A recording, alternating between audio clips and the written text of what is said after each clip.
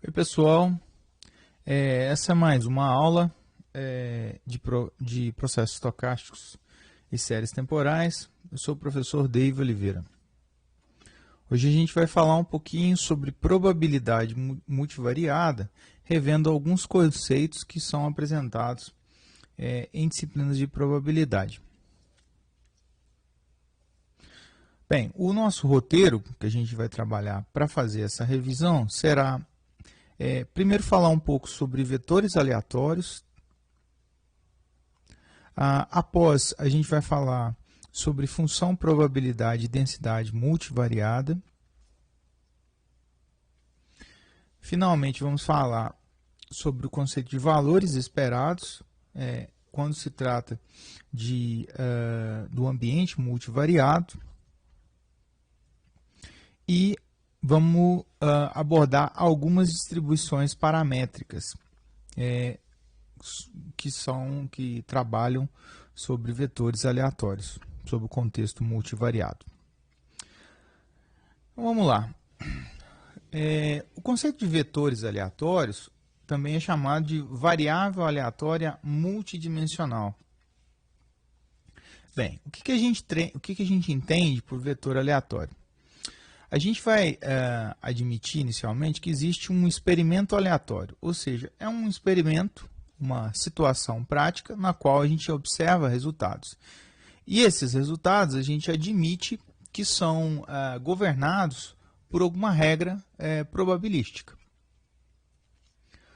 A partir do experimento aleatório, a gente tem a definição do chamado espaço amostral, que é o quê? O espaço amostral é o conjunto de resultados possíveis sob esse experimento aleatório proposto. Um exemplo simples que a gente pode trabalhar é com o conceito de lançamento de duas moedas. Suponha que eu vou lançar duas moedas, esse é o experimento aleatório, e o registro dos seus resultados possíveis vai traduzir o espaço amostral.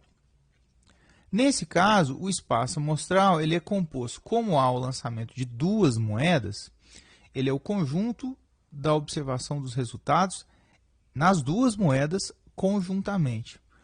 Por esse motivo, a gente tem aqui um conjunto de 4 elementos. Por quê? Porque as duas moedas eu posso ter o resultado cara a cara, cara a coroa, coroa a cara e coroa a coroa. Aqui a gente está usando a notação H para cara e T para coroa. Portanto, esse conjunto aqui, ele define o nosso espaço amostral. Tem 4 elementos. Ele é um conjunto que a gente chama enumerável, ou seja, a gente consegue contar o número de elementos que existem nesses conjuntos. Bem, um outro experimento aleatório que pode ser proposto é simplesmente o sorteio de um indivíduo na população, no mundo, né? Ou no estado, ou em uma cidade, enfim, em determinado conjunto de preferência, né? Ou sob estudo. Nesse caso, o espaço amostral delimitado por esse experimento aleatório é o conjunto de indivíduos que eu tenho na população. Por quê? Porque cada um deles pode figurar no meu sorteio, né? Ele pode ser contemplado com o meu sorteio. Nesse caso aqui, eu tenho todos os indivíduos da população sob estudo. Bem, então o que é um vetor aleatório? Qual que é a ideia de vetor aleatório? Assumindo o conceito de experimento aleatório e espaço amostral considerados atrás. O vetor aleatório, na verdade, ele é uma função ou um conjunto de funções que vai levar do espaço amostral, ou seja, o meu domínio vai ser o espaço amostral, definido a partir de um experimento aleatório, o experimento aleatório define o espaço amostral. Portanto, esse será o domínio. E aí, o meu contradomínio associado a variável aleatória sempre será o Rn, né? Os reais, o espaço n-dimensional dos reais. Perceba que cada elemento do meu espaço amostral vai levar num ponto sobre esse Rn. Neste caso aqui, eu estou destacando que este ponto ele é uma coordenada n-dimensional, ou seja, ele é um conjunto de n valores que estão dentro desse espaço dos reais. Portanto, o conceito de vetor aleatório ele é uma função. Uma outra forma de visualizar, como eu disse, é um conjunto de funções. Por quê? Porque cada uma das coordenadas aqui associadas a cada um dos eixos, ele vai ser definido por uma determinada função. Vamos ver um exemplo prático disso, tá? No exemplo A, a gente vai trabalhar com o conceito do experimento aleatório usando a ideia do lançamento de moedas. Portanto, aqui eu tenho o meu espaço amostral, no qual a gente já tinha definido, e os resultados possíveis, né, dos dois lançamentos, que era o cara a cara, cara-coroa, coroa-cara e coroa-coroa. Aí eu vou definir o vetor aleatório. Vou dizer o seguinte, que o meu vetor aleatório será um conjunto de funções, porque são duas funções aqui, composto. Primeiro, meu x1, que vai ser a primeira dimensão do meu vetor aleatório, vai ser o número de caras que eu observo em um elemento do meu espaço amostral, em ômega i, nesse caso. E a segunda dimensão aqui do meu vetor aleatório vai ser o número de caras menos o número de coroas. Perceba que isso é uma conta e isso aqui é uma conta, né? Um resultado a partir do meu ômega, no meu espaço amostral.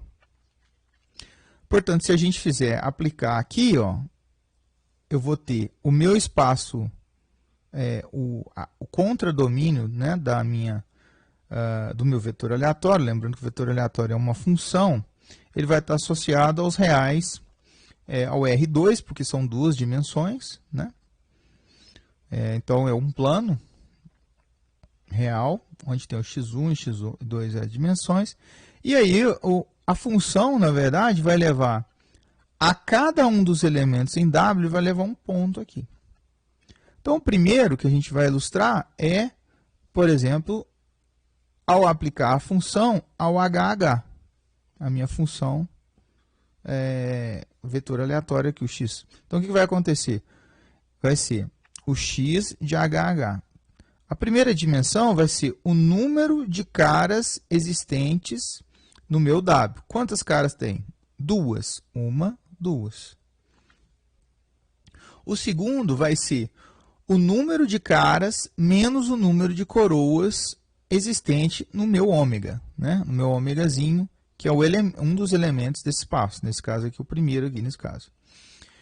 Então, vai ser 2 também, porque vai ser 2 caras menos 0 coroas, porque não existe nenhuma coroa aqui. Veja que esse elemento aqui é esse ponto aqui, ó. Ele está no espaço 2, 2 aqui, ó.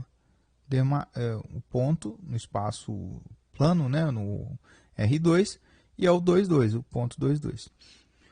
Se a gente aplicar o mesmo raciocínio para todos os outros elementos, a gente vai obter os outros pontos sobre o vetor aleatório, né? Os outros pontos que são contradomínios, né? Ou melhor, são imagens aqui da minha função. No caso vermelho aqui, eu estou aplicando sobre o xt, então vai ser 1, porque é uma cara, só tem uma cara aqui, e 0, porque vai ser uma cara menos uma coroa. Então, o valor aqui vai ser 0, que é a diferença do número de caras para o número de coroas. Idem para o TH. Você vê que esse resultado aqui vai ser o número de caras. O número de caras é 1, continua 1. E o número de coroas vai ser o número de caras menos o número de coroas. Então, vai ser 1 menos 1, 0 também. E, finalmente, o último, que é o rosa, que é o TT. né, se a gente olhar aqui o coroa, coroa, o número de caras que existentes aqui é 0. Então, eu tenho a primeira dimensão 0 aqui. E o número de caras menos coroas vai ser 0, que é o número de caras, menos o número de coroas, que é 2. Portanto, o resultado vai dar menos 2. Os pontos aqui estão demarcados. Aqui o vermelho e o verde, né, associado a essa aplicação da função, e o rosa associado. Esses pontos aqui, eles vão ser chamados de suporte do vetor aleatório. Nesse caso, esse conjunto ele é discreto. Por quê? Porque como, né, o conjunto aqui de pontos ele é enumerável. A gente pode contar 1, 2, 3. Até a gente poderia ter um conjunto infinito de pontos aqui, mas se eles fossem enumeráveis, seria possível a gente simplesmente trabalharia com, ou apresenta ele como um conjunto discreto. Muito bem. Vamos ver um segundo exemplo, que é o caso do sorteio do indivíduo. Então, aqui eu tenho uma determinada população, pode ser os indivíduos de uma cidade, de um país, né, de um tamanho considerável. Geralmente, quando a gente vai trabalhar, quando um conjunto ele é muito grande, né, uma população, geralmente de 30 mil habitantes para cima, né, desse patamar, uma cidade grande, uma capital, sei lá, que gira em torno de 10 milhões de habitantes. Então, esse conjunto a gente considera, para termos, para fins práticos, um conjunto de infinito de elementos, porque é um conjunto muito grande. Portanto, eu vou ter o meu espaço amostral definido a partir do meu experimento aleatório do sorteio dos indivíduos. E aqui, agora, eu vou definir o vetor aleatório associado a cada um dos seus Ws. Lembre que o vetor aleatório é uma função, que vai ter duas componentes. A primeira aqui, eu vou associar o peso do WI, do indivíduo que eu sorteei. E o segundo, o x2, vai ser a altura do WI. Ambos são funções do meu elemento no espaço amostral, né? No indivíduo do espaço amostral. Então, se eu aplicar a função, o que vai acontecer? Eu vou levar, na verdade, esse WI específico que eu sorteei a um determinado ponto sobre o R2. O contradomínio aqui vai ser o plano, tá? Os pontos aqui, ou melhor, o ponto que eu levar aqui vai ser o par ordenado do peso e da altura do indivíduo. Portanto, é uma função, só que essa função leva um espaço R, nesse caso, bidimensional, né? Ou no R2. Detalhe, isso é importante. O suporte aqui desta variável, ele vai ser considerado contínuo, né? Primeiro, porque as variáveis que eu estou trabalhando aqui são variáveis que são contínuas, né? São os resultados possíveis aqui na aplicação, no registro da altura e do peso aqui, a gente considera como escalas contínuas. Uma segunda observação é que o suporte aqui da variável ele vai ser definido só na porção positiva do x1 e na porção positiva do x2, porque naturalmente a gente não tem pesos negativos nem alturas que são negativas. Portanto, a gente vai utilizar aqui, ó, ou melhor, o suporte da minha variável vai ser considerado só sobre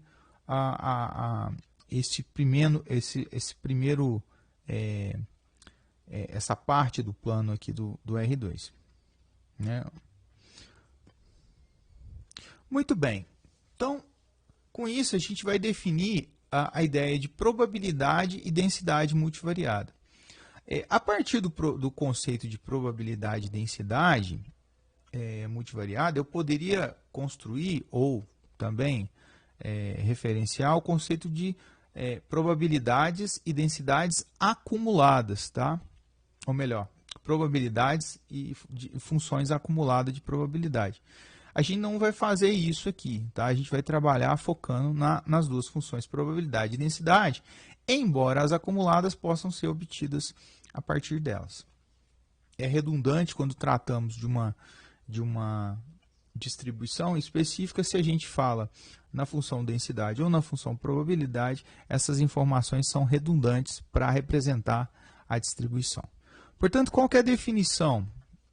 Bem, vamos considerar primeiro o caso da função probabilidade. O que é a função probabilidade?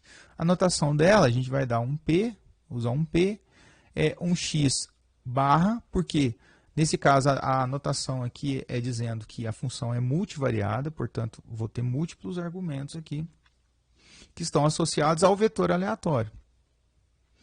Então, ele vai, primeiro, as propriedades que essa função vai ter é o seguinte. A primeira é que a função sempre vai ser maior ou igual a zero, né? Essa função. E segundo, é que a soma das probabilidades para todos os pontos sobre o espaço amostral, aplicando-se a probabilidade, a soma vai ser igual a 1. Então, somando-se a probabilidade de todos os pontos sob o espaço amostral, ou melhor, sob o suporte da variável aleatória, perdão, a soma vai ser igual a 1. Nesse caso aqui, né, a gente está considerando que o nosso suporte da variável é discreto, por isso que a gente até usa a notação do somatório aqui. No caso da função densidade, a gente vai ter também uma função e ela vai ter uma propriedade que é a seguinte. Ela também vai obedecer à ideia de que a função é maior ou igual a zero. Então, ela tem que ser não negativa.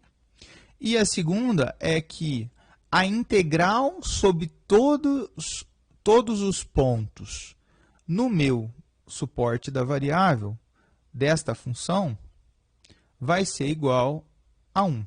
Obviamente, integrando a função a densidade. Esse caso aqui, a gente considera que o nosso suporte ele é um suporte contínuo, né? Ou seja, o conjunto de valores do vetor aleatório, ou melhor, não valores, mas o espaço que eu estou determinando para esse suporte, ele é um espaço contínuo.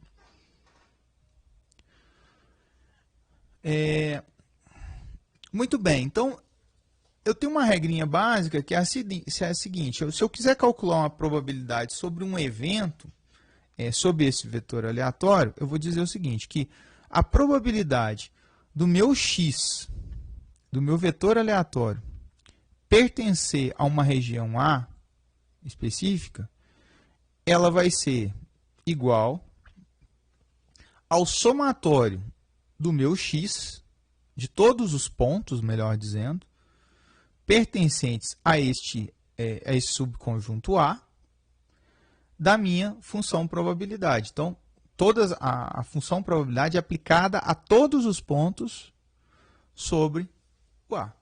Isso no caso de um suporte discreto. Vamos ver um exemplo. Então, se a gente voltar e retornar no exemplo das moedas, com o nosso espaço amostral delimitado, e aqui a gente tem o nosso suporte. Lembre-se do suporte que a gente observou aqui, ó. Se a gente for calcular aqui, e eu vou considerar as moedas como sendo honestas, ou seja, elas não são viciadas, a probabilidade de cara é igual à probabilidade de coroa em cada uma das moedas. Se a gente pegar e observar os resultados, a gente vai ter que a probabilidade do x1 ser igual a 2 e do x2 ser igual a 2 vai ser 1/4.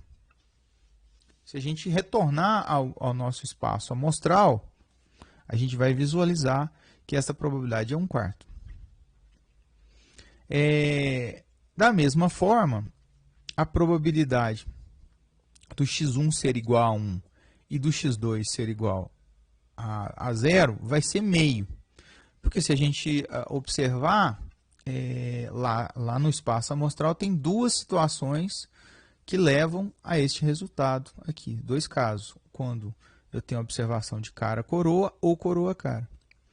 E por fim, a probabilidade do x1 ser igual a 0 e do x2 ser igual a menos 2, na verdade, a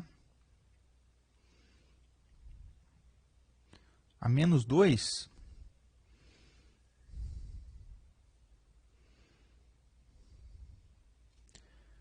resultado aqui da probabilidade do x ser igual a menos 2 é igual a 1/4 também. Portanto, eu estou construindo a função probabilidade aqui, e ela obedece todas as propriedades as quais foram formuladas.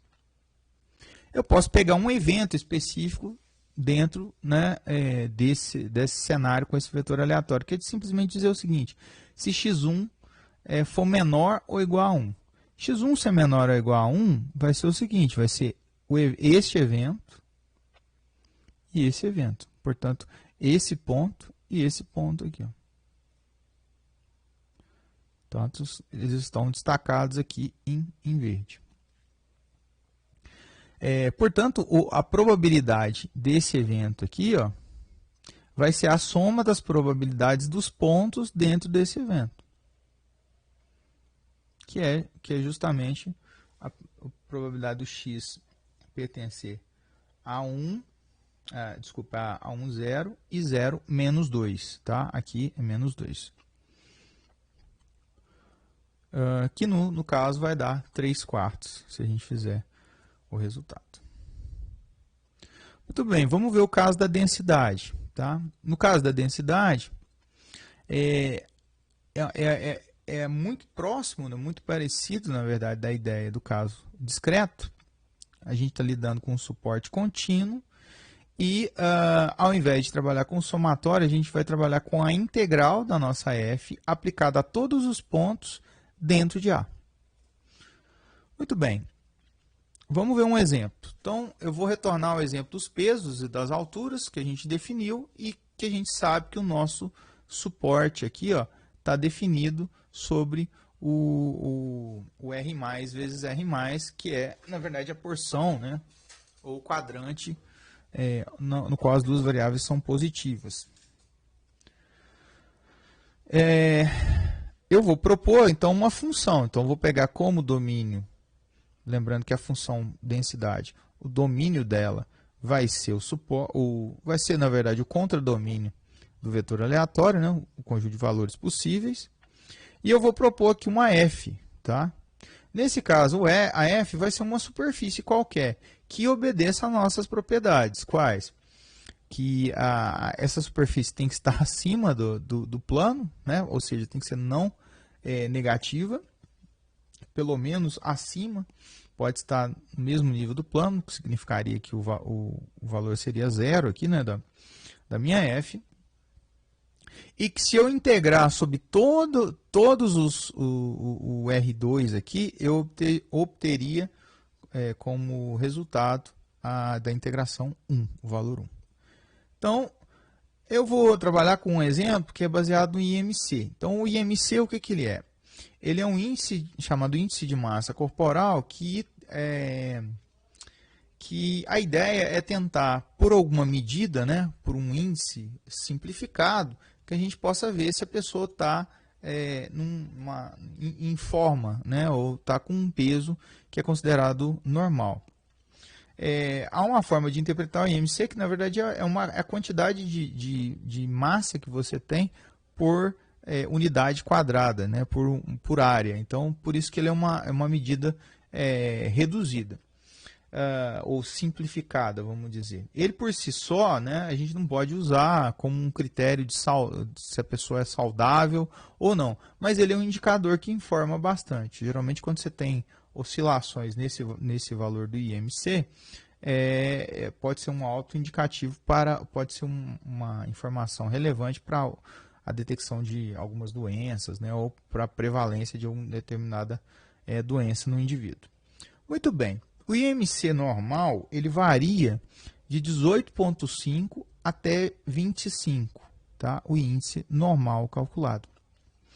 Então, essa é a faixa normal. Uma pergunta interessante seria, dada a distribuição, né, a função densidade que informa sobre a população, qual é a probabilidade de encontrar indivíduos normais, né? Qual a probabilidade de encontrar os indivíduos com essa oscilação de IMC considerado como normal.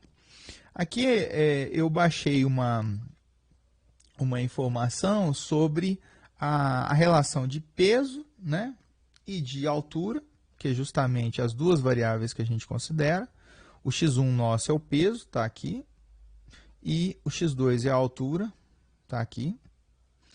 E ele informa sobre as faixas, sobre as regiões, melhor dizendo, na qual os indivíduos são classificados, de acordo com o seu determinado IMC. Lembre-se que isso é uma função, se a gente pode considerar, então, por isso que a gente tem as delimitantes das regiões. A faixa normal, ela está aqui, ó, nessa região que eu vou chamar de A, região A.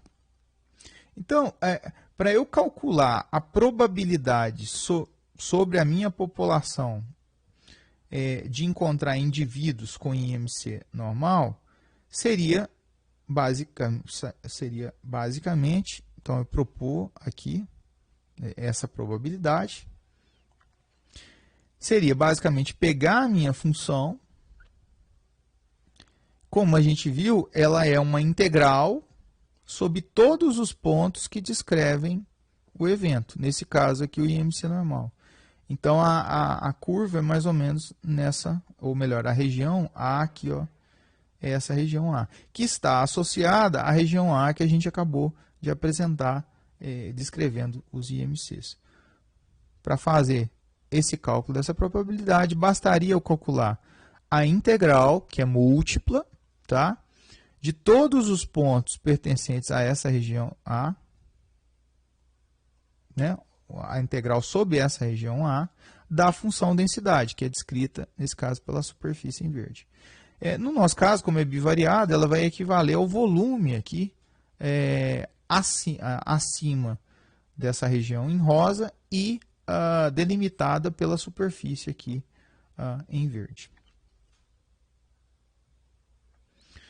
Ok. Associada à função probabilidade e densidade, eu tenho o conceito da distribuição marginal, que também, que na verdade é aplicada no caso, o contexto multivariado. Como é que ela funciona? Eu vou admitir o seguinte, eu vou pegar e considerar que o meu x barra, que descreve o vetor aleatório que a gente está trabalhando, ele vai ser quebrado em dois vetores aleatórios. Eu vou chamar de x' e x2'. São dois vetores aleatórios. Eles estão sob o mesmo suporte da variável. E eu vou dizer que o x' unido com o x2', ele vai dar o meu x'. Ou seja, eu vou pegar o conjunto de variáveis que estão descritas em x' e vou distribuir elas entre x' e x2'. Ok. Dado isso, o que é o conceito da marginal? A marginal vai ter duas situações, o caso discreto e o caso contínuo. No caso discreto, que trabalha com o suporte discreto, eu vou dizer que a marginal de P de x', ou seja, a distribuição sobre somente as variáveis em x', ela vai ser dada pelo somatório da probabilidade conjunta de x', x2', ou seja, do próprio x',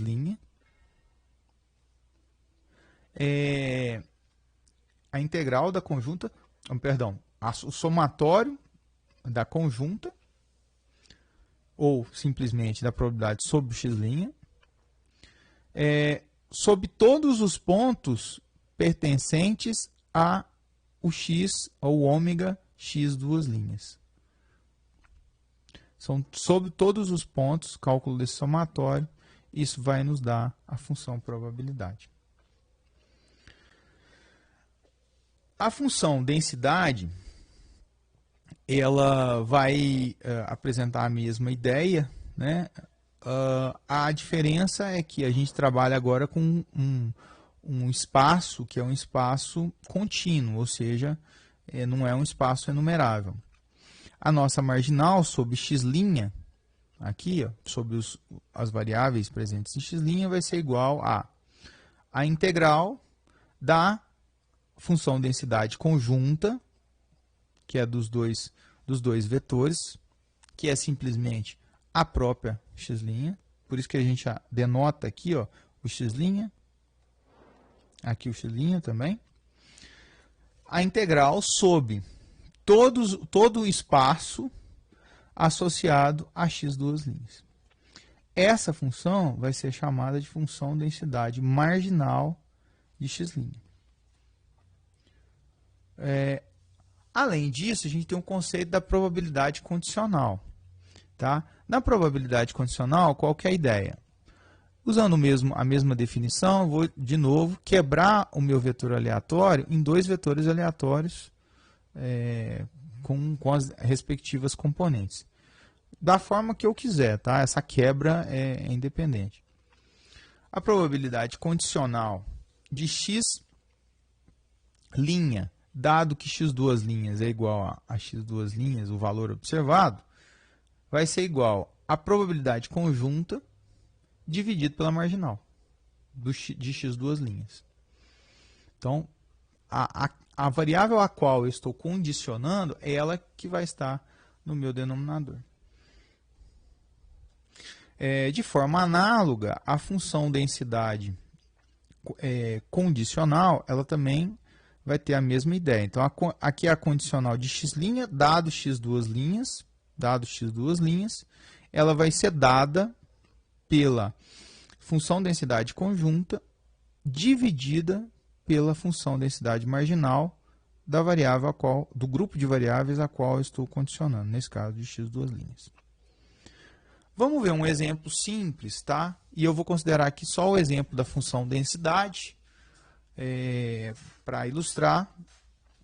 E a gente vai considerar um caso bivariado, que é o mais simples possível, mas esses conceitos eles podem ser aplicados a qualquer dimensão, né? Qualquer vetor aleatório de qualquer dimensão. Então, nesse caso aqui eu estou considerando x e y, como eu disse, bivariado, e eu estou dando a função densidade. A função densidade vai ser dada por 6x ao quadrado y, e o meu espaço associado, né, o meu suporte dessa variável vai ser o seguinte: eu vou considerar que x vai variar de 0 a 1 e y vai variar também de 0 a 1. Portanto, aqui eu estou dando a minha função densidade.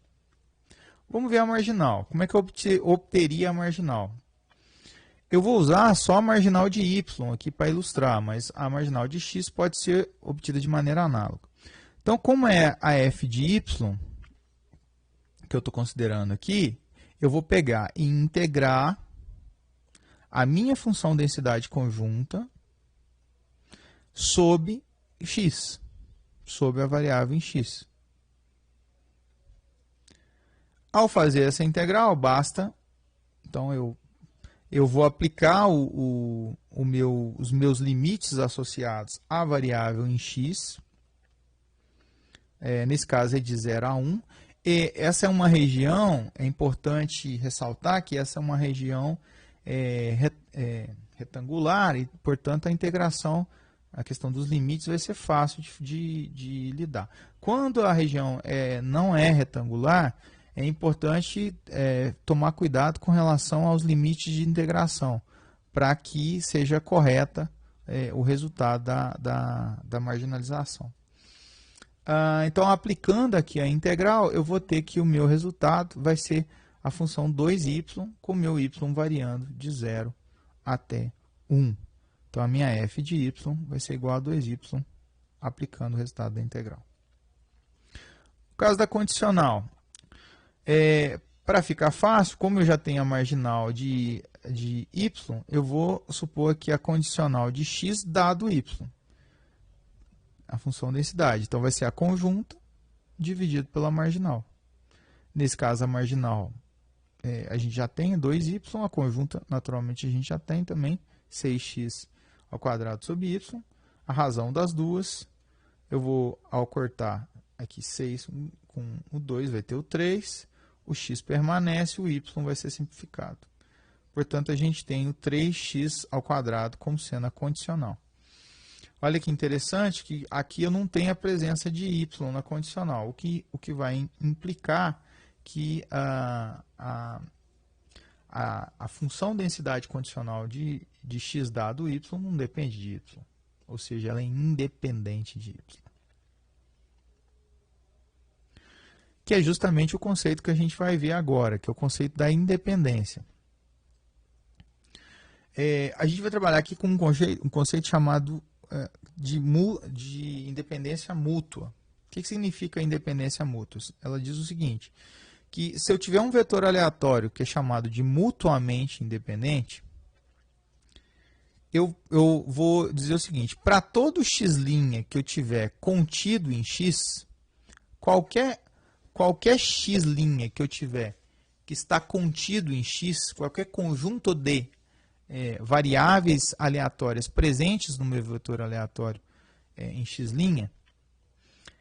eu vou ter a relação de si somente se que a probabilidade conjunta, ela poderá ser descrita, a conjunta sobre o meu x', ela poderá ser descrita como sendo o produtório de cada um, né, o produtório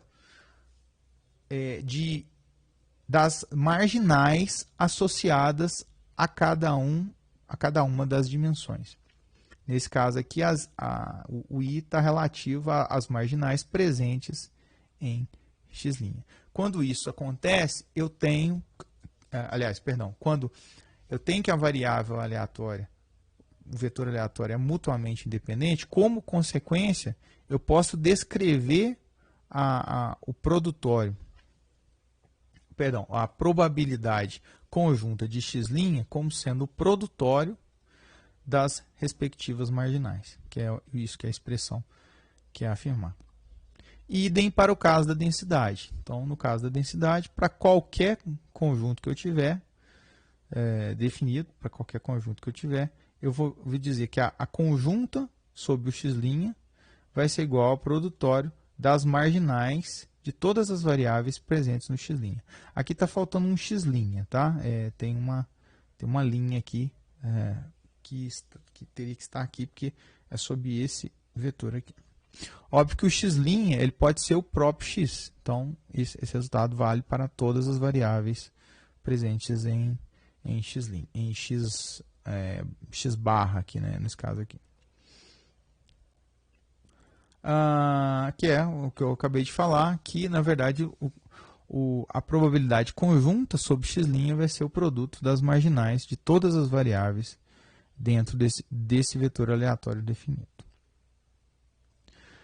Só como exemplo, né, se eu considerar aqui como a relação é de si somente si, então ela vai e volta. Se eu detectar essa condição aqui, eu vou ter a conclusão de que as minhas variáveis em x são mutuamente independentes. Nesse caso aqui, a gente vai apontar a conjunta 6x² vezes y. Perceba que ela pode ser descrita como o produto das marginais. Essa aqui é a marginal em x e essa é a marginal em y. Portanto, eu tenho a relação de que x e y seriam mutuamente independentes. Tem que ficar, nesse caso aqui, ó, a gente tem um outro exemplo, só um contra-exemplo, que eu tenho uma função aqui que eu propus aqui, função densidade, que vai ser k vezes x mais y. K é um valor constante, tá?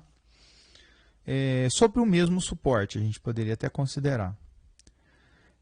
Considerando esse mesmo suporte, eu teria que as minhas respectivas marginais em x e y seriam essa, k vezes meio mais x e aqui k vezes meio mais y. O que naturalmente não são iguais aqui, né? Então, esses resultados aqui, ó, ele não é igual aqui ao produto, né? A conjunta não é igual ao produto das marginais. De novo, tem um adendo aqui que tem uma diferença aqui.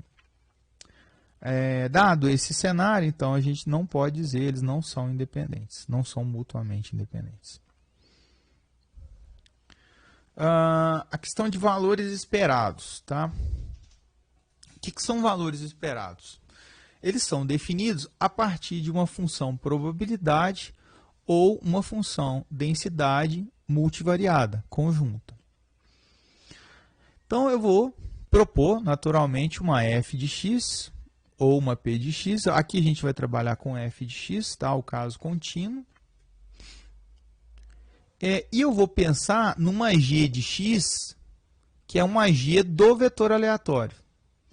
Então, essa g é uma função que vai pegar todas as variáveis associadas ao meu vetor aleatório, ou alguma delas, ou nenhuma, e vai construir uma conta, uma expressão, usando esses elementos do vetor aleatório. Essa é a tradução da minha g. Então, a gente vai ter o quê?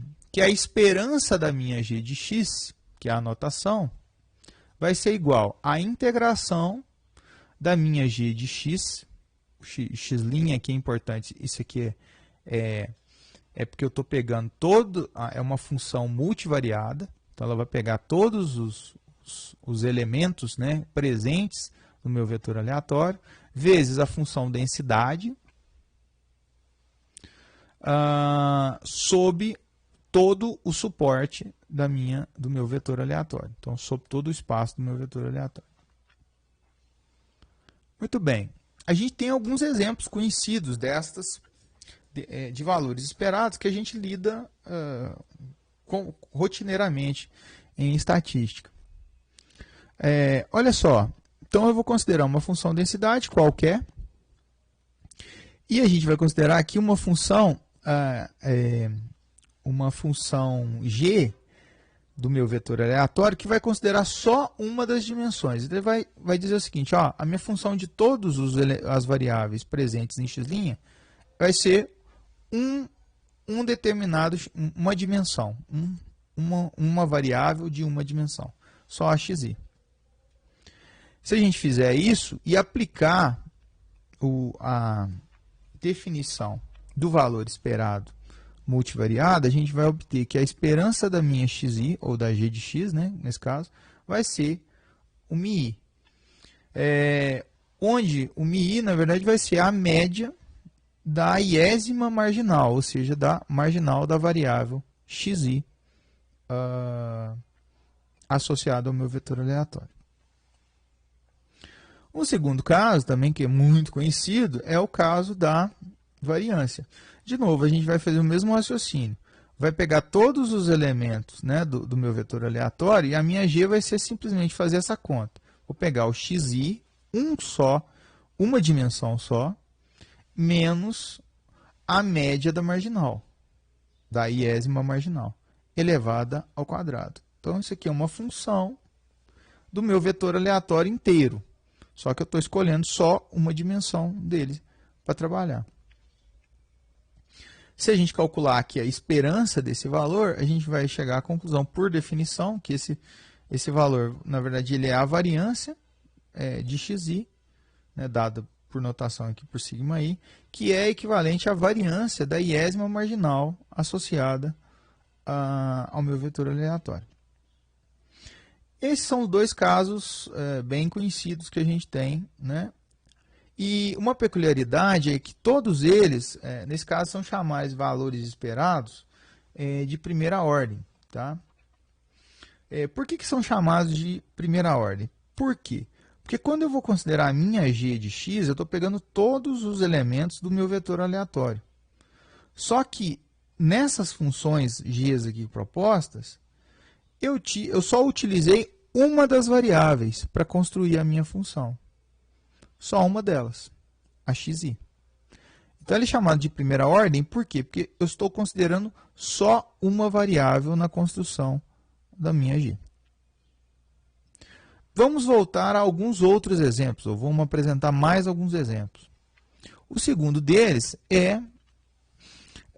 considerando de novo a mesma situação de f de x, a função densidade, agora a minha g aqui vai ser um pouquinho diferente. Ao invés de usar uma variável só dentro do meu vetor aleatório, eu vou usar duas, a qual eu estou denotando como xi e xj. E eu estou construindo essa função que vai ser o xi menos a média da sua respectiva marginal, vezes o xj menos a média da sua respectiva marginal, da jésima marginal. Essa função aqui, se eu calcular o valor esperado dela, ou seja, ponderar, fazer o cálculo da integral dessa expressão ponderada pela densidade, eu vou ter como resultado a covariância de xi e xj.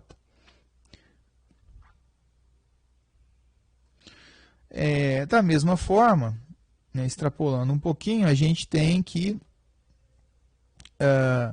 se a gente pegar simplesmente o valor da covariância, a função covariância, e ponderar aqui pelos os respectivos desvios de xi e de xj, calculando esse valor esperado sobre essa função, a gente vai ter como resultado a função aliás, a gente vai ter como resultado o coeficiente de correlação de xi e xj.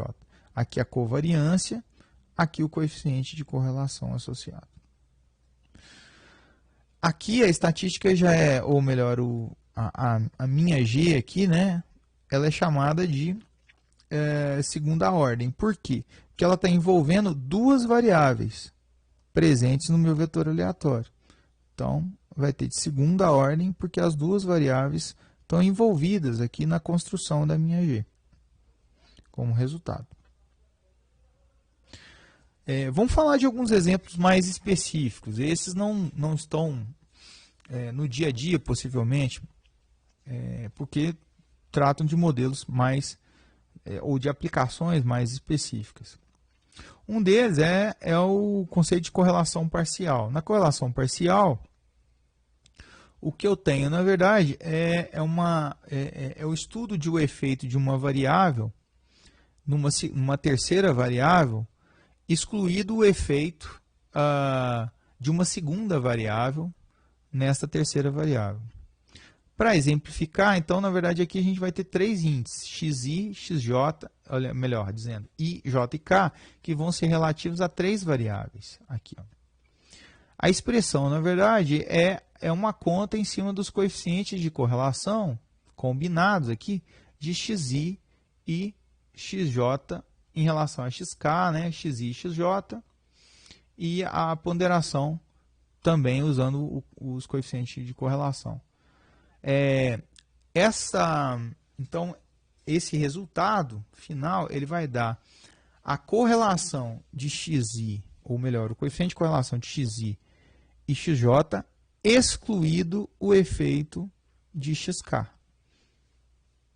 É interessante, a gente às vezes quer isolar a influência de uma determinada variável e estudar a correlação entre outras duas. Esse é um tipo de correlação que é utilizada em modelos de regressão para fazer, enfim, com diferentes aplicações.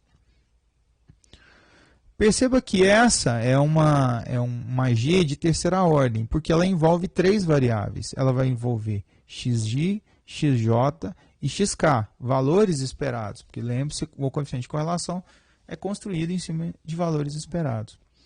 Então, ela é chamada aqui de um efeito de terceira ordem, porque vai ser não afetada, mas construída sob uma G com três variáveis.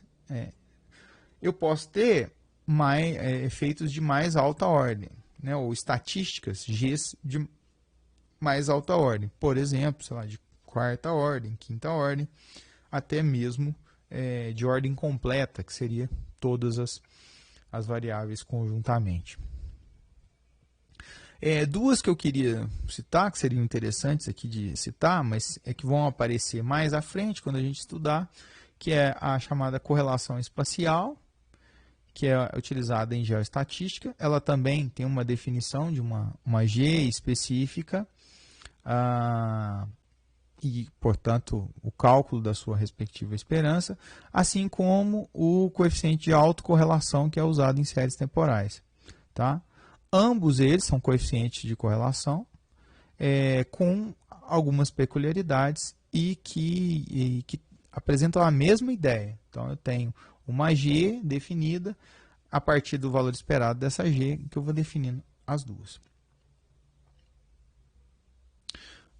Vamos falar um pouquinho de distribuições, algumas distribuições paramétricas. Na verdade, eu vou comentar algumas e ilustrar duas aqui só como exemplo.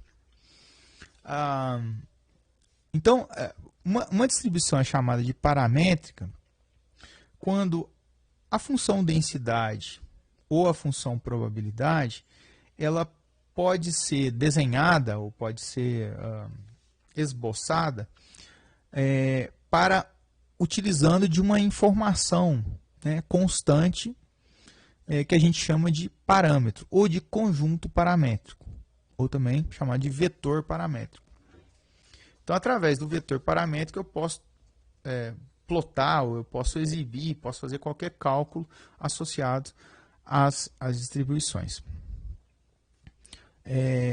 No caso aqui, citar entre as discretas, na verdade, uma discreta que eu vou citar, que é a multinomial, que é uma extrapolação da binomial, uma generalização no sentido de ser multivariado. E, finalmente, algumas contínuas, né, algumas distribuições contínuas. A normal univariada, ela tem uma versão multivariada. A gama tem uma versão também multivariada, a gama. A beta, distribuição beta, tem uma versão multivariada chamada de Dirichlet. A t-student tem uma versão multivariada também chamada Hotelling T2. Tá? Dentre elas aqui, a gente vai dar especial atenção à normal multivariada, porque para a gente ela vai ser muito importante quando a gente for tratar de processos gaussianos e mais importante ainda quando a gente tratar de séries temporais. Lá a gente vai ver que a normal multivariada é muito presente lá e a gente precisa estar atento com relação a ela. Mas a gente vai ilustrar dois casos aqui, ó, só para apresentar, a multinomial e a Dirichlet aqui, só para ilustrar. Muito bem, vamos ilustrar então a multinomial, a distribuição multinomial. A multinomial ela se constrói da seguinte forma: ele vai considerar um vetor paramétrico que é composto por P1, P2, PK. Todos esses valores P aqui, ó, eles são valores de probabilidades associadas a uma classe I. Então, eu vou supor que existe um conjunto com K classes, tá? E o PI vai descrever a probabilidade de cada uma dessas classes. Portanto, a soma desses P's vai ser igual a 1. Tá?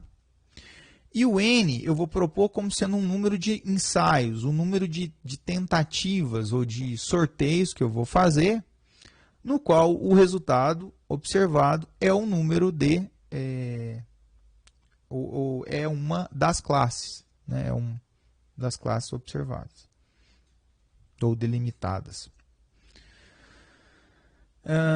O meu evento aqui vai ser o seguinte: eu vou propor um vetor aleatório, o vetor aleatório, né? Não um evento. O vetor aleatório será um vetor k-dimensional, x1, x2 até xk, onde xi vai descrever o número de elementos da classe I que é observado em N ensaios que eu propuser, ou em N sorteios.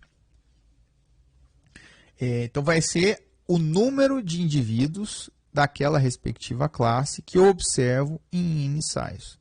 A diferença para o caso da binomial é que a gente tem um experimento de Bernoulli, né? Na binomial eu tenho como observações sucesso ou fracasso. Aqui eu estendo aqui as observações para outras classes de resultados.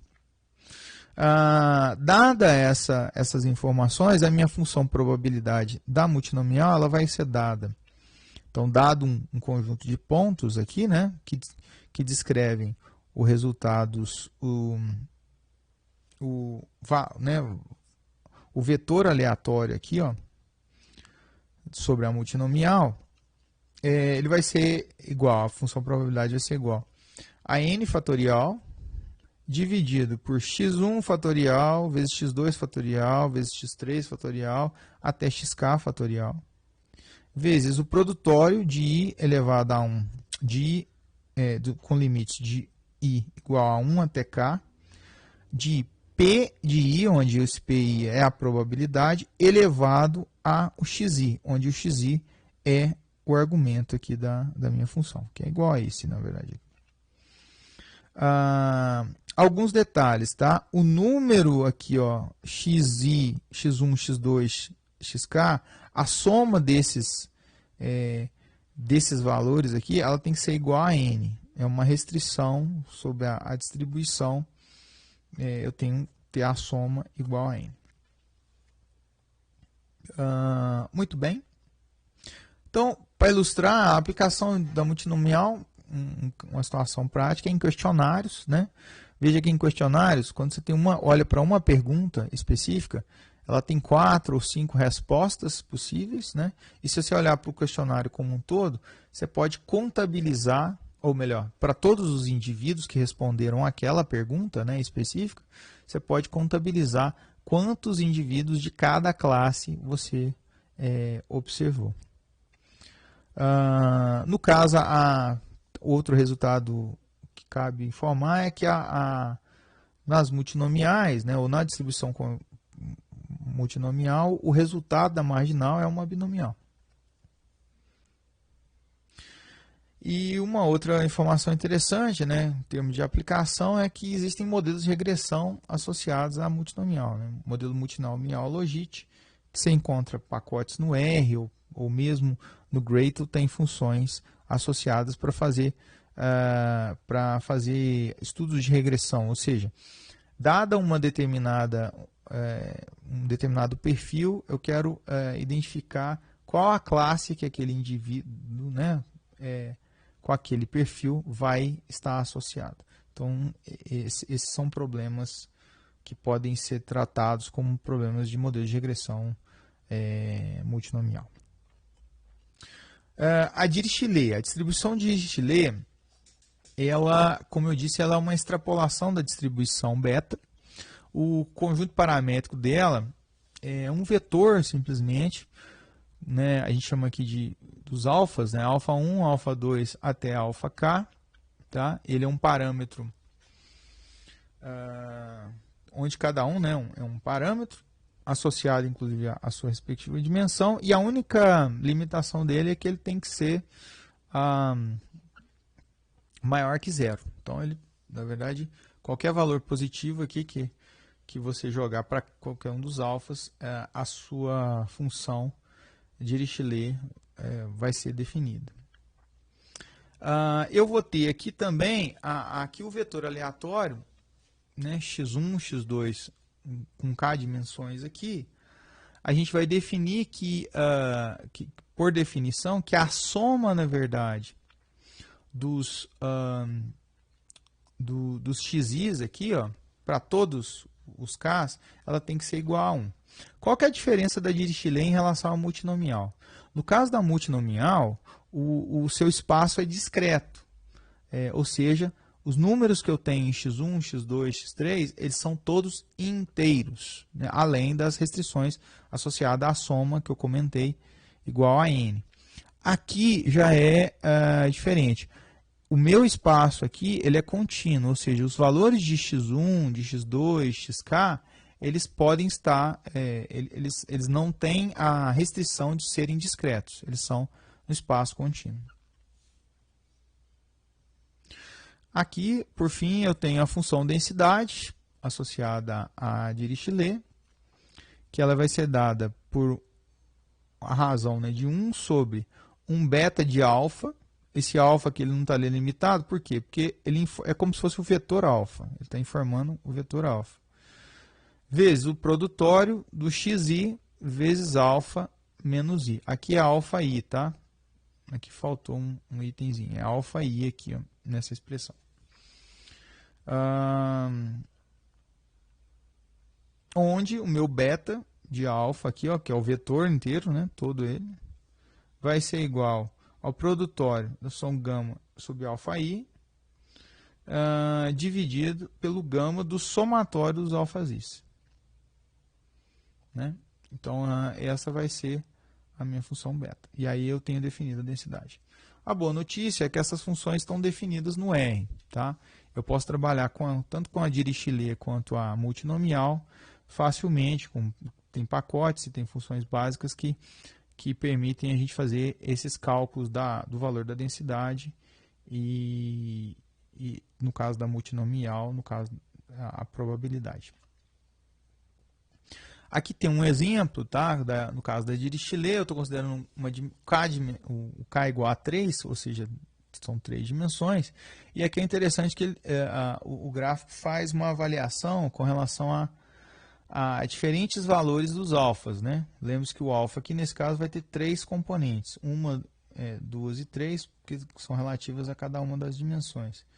Então, aqui a gente tem o alfa com um determinado valor, né?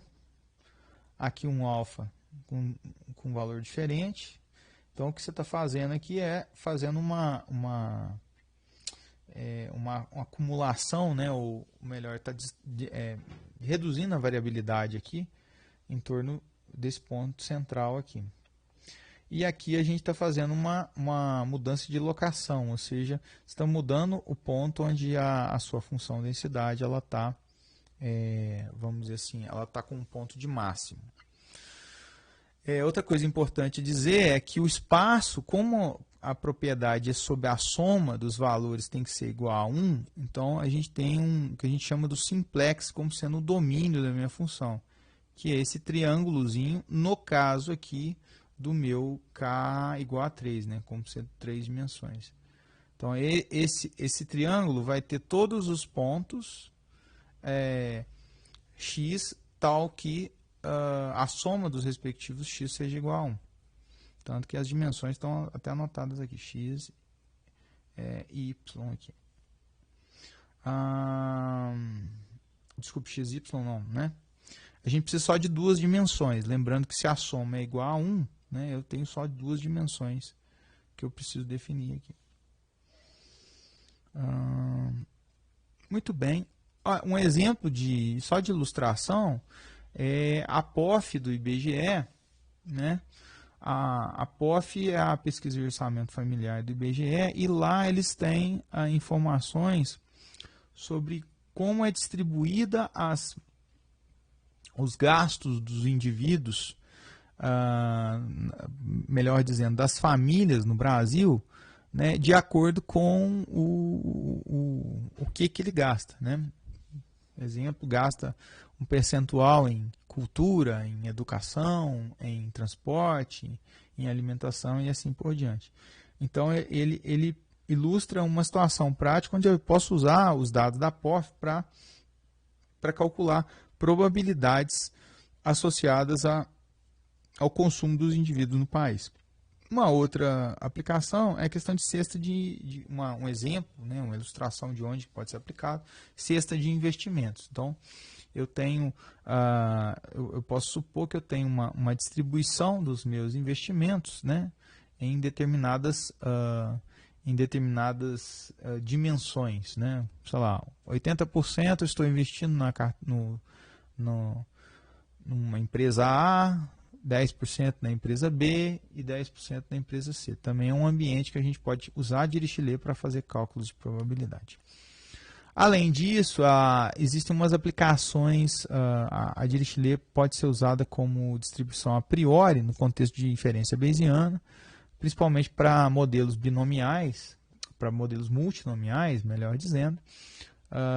Então, eu posso usar, além de outros modelos, é claro, eu posso usar ela como priori, tá? Porque ela tem algumas características que se adequam exatamente ao parâmetro, no caso específico da multinomial. E, por fim, as marginais associadas a Dirichlet são betas, tá? Distribuições beta que eu tenho como resultado. Muito bem, então com isso a gente fecha aqui a parte de distribuições paramétricas, tá? E existe uma infinidade, na verdade, de outras distribuições, né? Bem como os conceitos de probabilidade que a gente viu rapidamente aqui, probabilidade multivariada. Mas esse é uma abordagem geral, né, uma visão geral, a partir da qual vocês podem iniciar outras pesquisas e tirarem outras dúvidas, né, ou gerarem dúvidas que possam ser equacionadas durante os nossos encontros, durante o curso. Ok? Então, vejo vocês na próxima.